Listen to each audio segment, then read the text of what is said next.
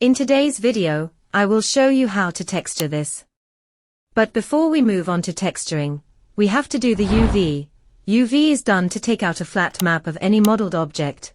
This map is where we will paint the textures before we apply it on the object. Once we take out the UV snapshot, we open it on an image editing software. For this process I use Photoshop, which is the industry standard. Once it is open, fill the background with a dark color. Now the UV will be visible. The next step is to paint textures.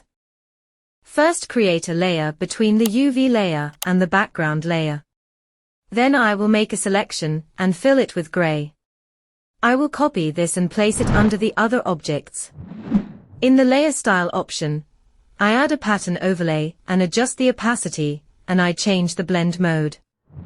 We repeat the previous steps on this. Now we move on to this area. We will make a selection and fill it with red.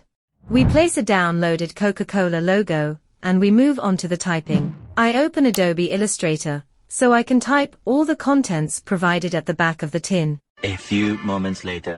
I am still typing and editing, and this actually took me a while.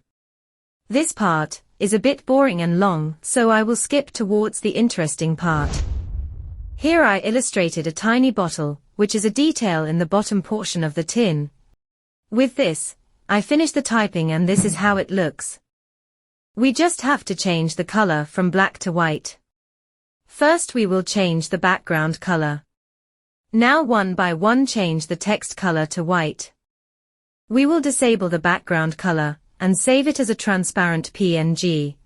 Then we will take the PNG into Photoshop and place it. The texture is looking fine, but before we do anything else, we will see how it looks in Maya. On the model, the texture is not looking good.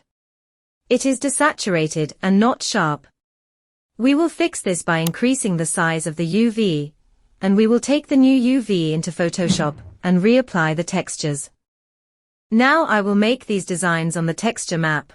Once it is done, it will look like this. Save it as PNG and apply it on the model. I have already placed the lights. I will just increase the intensity.